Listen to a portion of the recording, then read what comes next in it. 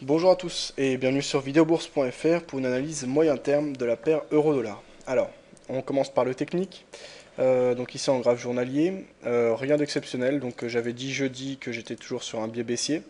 Vendredi, on a eu une journée légèrement haussière. Donc finalement, la réunion, le sommet européen n'a pas donné de gros mouvements. On a une semaine finalement assez calme, puisqu'on termine la semaine à 1.3384. On avait commencé la semaine à 1.3457, ce qui fait une baisse de moins de 100 pips. Donc c'est une semaine calme, malgré ce qu'on pouvait s'attendre par rapport à la réunion européenne. Alors, techniquement, on n'a pas cassé de seuil majeur. À la baisse, on avait donc deux seuils à surveiller. Premièrement, le support oblique haussier avec du plus en plus haut. Deuxièmement, le support horizontal des 1.3134 qui était constitué avec les plus bas qui avaient été marqués début octobre. On reste dans le canal de fond qui est baissier. Les vendeurs ont toujours un mince marché, mais on voit un affaiblissement avec ces plus bas de plus en plus haut, justement, ce qui veut dire que les vendeurs ont besoin de souffler. Alors, je vais aller voir fondamentalement ce qui se dit. Alors, je reviens dans quelques instants. Ok, donc là, je viens de faire mon point sur ce qui s'était dit. Donc, le sommet européen a quand même été plutôt un succès avec les marchés actions qui ont remonté. Alors, on va jeter un petit coup d'œil voilà, au marché actions américain. Journalier, on a eu une bougie haussière quasiment aussi importante que celle qu'on avait eu jeudi. On a vu des inquiétudes avec notamment l'Allemagne qui... des inquiétudes et des mauvaises anticipations par rapport à ce qu'elle allait se mettre en place lors de la réunion. Mais finalement, la réunion a débouché sur des accords et a priori ça semble plutôt convaincant, même si encore une fois, les Anglais sont restés de côté. Bon, ils sont déjà pas dans l'euro. Ils veulent pas accepter un pacte de stabilité budgétaire européen. C'est par rapport à un quiproquo par rapport à la City. Forcément, la City, c'est pas un petit business. Et donc, je pense qu'il y a beaucoup de choses à cacher. C'est pour ça qu'ils ont peur d'une surveillance financière. Ça se comprend. C'est pas étonnant non plus. Comme dit Angela Merkel, voilà, les Anglais sont toujours de côté. Et Sarkozy a dit que nos amis anglais avaient tenu des positions inacceptables. Donc c'était quand même assez tendu pour cette. Alors 2 petites secondes. Enfin bref, il y a quand même eu un accord avec tous les autres pays membres, donc qui ont rassuré les marchés. Ici on a les marchés américains, mais ceux qui vont être le plus intéressants à observer, ce sont les marchés européens. On va voir le CAC 40 ici. Et on a un CAC qui remonte pas mal. Et donc on verra ce que ça donne par la suite. Alors, euh, sur l'euro-dollar, ça n'a pas tant bougé que ça. Alors, on a vu que sur les marchés actions, ça réagissait beaucoup plus, de manière beaucoup plus virulente que sur l'euro-dollar. Aussi bien jeudi, où on a vu une très grosse baisse, finalement sur l'euro-dollar, ça a été assez contenu, que vendredi, on a eu une hausse plus contenue également sur l'euro-dollar. Les autres actifs à risque, tels que le pétrole, etc., je vais jeter un tout petit coup d'œil, très rapide pour pas trop m'éterniser et perdre de temps. Donc ici, j'ai le crude. Donc, on a eu voilà, une belle hausse également vendredi, même si ça n'a pas été d'une aussi grosse ampleur que la baisse de jeudi. Et l'or, que je vais voir ici. Ah, l'or par contre souffre. Alors, l'or, j'ai beaucoup de mal à comprendre en ce moment, je l'ai dit. Je comprends toujours pas. Des fois, il joue son rôle d'actif à risque, des fois, il joue son rôle de valeur refuge. Je ne comprends pas ceux qui dominent et qui contrôlent ce marché, mais il y a quelque chose qui se trame. Il y a de l'ambiguïté. Alors, pour en revenir à l'euro-dollar, c'est quand même une bonne nouvelle, cette cet accord, ce rebond sur les marchés actions, CAC 40 qui reprend de 50%. Moi, la position à la vente que j'avais prise, elle s'était située à... je me rappelle plus, mais je crois que c'était vendredi. Donc c'était le 2, donc c'était à 1.33 1.3385, 1.3390, donc quasiment au cours actuel. Euh, Est-ce qu'il faut laisser courir? Est-ce qu'il faut prendre son profit? Moi je vais laisser courir parce que oui c'est une bonne nouvelle, voilà, ils se sont mis d'accord, ça va avancer sur la gouvernance européenne, etc. Maintenant, ça règle pas les problèmes. Des réunions comme ça, là, on dit réunions historiques. Il y en a eu tellement que maintenant, les décisions, voilà, elles se prennent petit à petit, mais il y a toujours des tensions. Il y a beaucoup d'échéances électorales qui vont arriver. Donc beaucoup de changements potentiels qui peuvent être à prévoir. Donc à moyen long terme, c'est quand même pas non plus à moyen terme, là, c'est plutôt à long terme. C'est vrai que c'est plusieurs mois.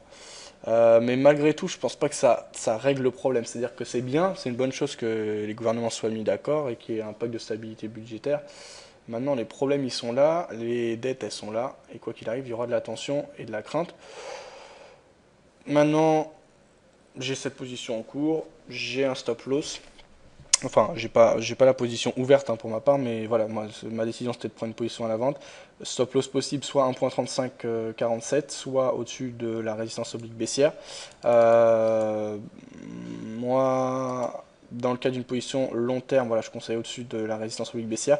Pour du moyen court terme, au-dessus des précédents plus hauts. Pour l'instant, ni l'un ni l'autre ont été touchés. Je laisse courir.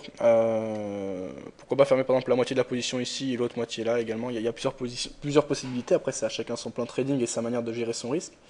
Pour moi, c'est une bonne nouvelle, mais voilà, la réaction assez faiblarde de l'euro, je pense, témoigne voilà, du scepticisme des investisseurs qui prennent en compte cette nouvelle, mais ça ne résout pas le problème de fond. Donc pour moi, c'est fondamentalement toujours cohérent d'être vendeur, même si cette nouvelle va pas dans le sens de la baisse, forcément.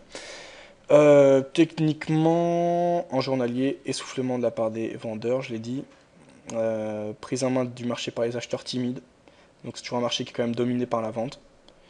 Pas grand chose de plus à signaler, pas de franchissement, une cassure de seuil majeur à moyen long terme. On passe en H1. Donc en H1, on est revenu s'agglutiner et tester à de nombreuses reprises les résistances obliques baissières qu'on avait tracées en cette fin de semaine. Donc on a notamment la résistance oblique baissière court terme qu'on observe depuis les plus hauts du 2 décembre 2011 qui est testée à plusieurs reprises. Deux fois, alors une jeudi et une fois vendredi. On a cette zone de résistance plus long terme qu'on observe depuis les plus hauts du 27 octobre dernier qui joue également très bien son rôle puisque si on regarde de plus près en H1, ici on la casse mais on n'a que des ombres qui passent au-dessus, les clôtures sont toujours juste en dessous, ce qui indique une certaine crédibilité de cette zone de résistance oblique baissière. On a retracé à peine 38,2% et on a rebondi, ce qui veut dire que c'est toujours un marché qui est dominé par les vendeurs. Maintenant, il y a une certaine pression acheteuse avec des ombres assez importantes, ce qui veut dire qu'en même si on casse, on peut avoir un démarrage assez rapide. Pour les traders intraday ou pour ceux qui ont des arguments haussiers fondamentaux, la cassure de cette zone de résistance là, oblique baissière, pour moi, me paraît cohérente à trader.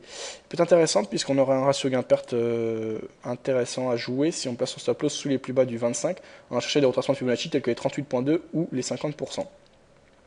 Donc à suivre. Pour le moment, les vendeurs ont toujours la main. On a marqué un espèce de pullback, mais on a quand même réintégré l'ancien canal haussier. Techniquement, voilà, je veux dire, c'est plutôt le fondamental qui a dominé le marché, donc le technique il est quand même à relativiser, même s'il est toujours à observer. Les vendeurs ont du mal à reprendre en main ce marché. On marque des plus bas de plus en plus haut. Donc là, on a quand même une période d'hésitation. Moi, ce qui me semble cohérent, pardon, je vais supprimer ça. Voilà. Ce qui me semble cohérent à jouer à court terme ici, c'est deux scénarios. Soit la cassure de la zone de résistance, de la résistance oblique baissière violette, à ce moment une prise de position à l'achat avec stop loss sous les précédents plus bas, soit la cassure des précédents plus bas avec un sell stop sous 1.3210 pour du moyen court terme. Ça me semble deux scénarios cohérents. À ce moment-là, si on joue le breakout des 1.3211, donc des plus bas qui ont été marqués le 25, on peut se protéger sous les plus hauts qui ont été marqués le 2 décembre. C'était le 25 novembre, donc le 2 décembre, au-dessus des 1.3547. Voilà les deux scénarios intéressants et cohérents à jouer, à mon avis, techniquement à moyen court terme. À moyen long terme, je suis plutôt vendeur sur l'euro-dollar, je l'ai dit. Maintenant, à court terme, moyen court terme, ça me dérangerait pas de jouer le rebond ici. Si on casse clairement la résistance, ça me semble cohérent et on peut avoir plusieurs pips à jouer. Donc on se verra ça. Donc en gros, on a un espèce de triangle, même on a un triangle qui se met en place sur le dollar avec plus haut, de plus en plus bas, de plus bas, de plus en plus haut. Étant donné les tensions fondamentales et le contexte dans lequel on se trouve, à mon avis, jouer la cassure de ce dernier est cohérent. Donc à voir après au niveau de la manière dont on fixe ses objectifs. Moi, pour ma part, s'il s'agit d'une vente, je pense qu'on pourrait assez rapidement, si on casse les plus bas du 25, rallier les plus bas du 5 octobre, donc les 1.3143, et je serais même tenté de laisser courir. En cas de cassure, là par contre, je ne laisserai pas courir indéfiniment, puisque je suis d'avis de fond plutôt baissier. J'irai chercher un objectif. Les 38.2 me semblent cohérents, les 1.36, ça me semble cohérent. Voilà. On va terminer par l'étude à court terme, donc en M15. Alors, on va tracer plusieurs choses. Jeudi, alors, on voit qu'il y a eu des grosses phases d'hésitation, que c'est un marché qui est quand même hésitant. On va repérer cette zone avec les plus hauts de plus en plus bas. Voilà. On a également les plus bas de plus en plus haut.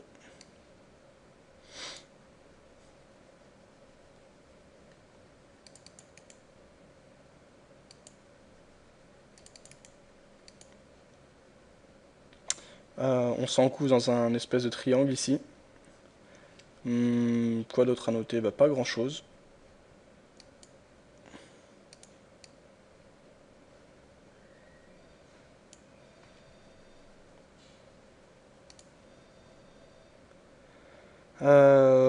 Phase d'hésitation, dynamique de fond baissière, on est sorti à la hausse du canal baissier dans lequel on a évolué depuis les plus hauts de fin octobre. On voit à peu près la même chose. Oui, après là je retourne sur du trop long terme. Non, à court terme c'est l'hésitation qui domine, je crois. Ouais, c'est l'hésitation qui domine, donc jouer la cassure de ce triangle, c'est ce qui me semble le plus cohérent à faire. Et ça peut déboucher sur une belle accélération. Donc voilà, à peu près le même point de vue que ce qu'on voyait sur le graphique H. Hein. Pas grand chose de plus à signaler, si ce n'est l'intérêt c'est de voir qu'à court terme, la plupart des mouvements se sont faits en quelques minutes. À chaque fois c'est des effets d'annonce qui génèrent les phases de volatilité. C'est souvent le cas, hein, c'est rare qu'on ait des marchés purement techniques ou des petites nouvelles fondamentales qui s'accumulent et donc qui font des mouvements réguliers. La plupart du temps, hein, c'est des mouvements rapides et importants en quelques instants, ce qui est logique, hein, puisque quand des grosses nouvelles tombent, c'est ça qui influence les marchés. Et donc ça se joue en quelques minutes, c'est pour ça que ça peut être cohérent de trader à court terme, mais il faut savoir être patient. Après il y a plusieurs approches à avoir, mais je pense que quand je reprendrai le trading en réel et les émissions en direct, ça ce sera en janvier quand j'entrerai en France. J'irai chez Oanda, donc je bénéficierai d'un spread assez intéressant, et j'essaierai de jouer justement de cette manière, d'être patient, alors à la fois de jouer sur les deux tableaux, donc avec un compte sur lequel je prendrai des positions moyen terme et un compte court terme sur lequel j'essaierai d'être patient. Donc ce sera beaucoup d'analyse, de lecture, etc. puisqu'il n'y aura pas énormément de choses à faire. Et le moment où on aura des mouvements, essayer de les cerner et de les suivre. Parce que je pense que c'est une des manières intelligentes de gagner en intraday, c'est de suivre les gros mouvements et de ne pas surtrader.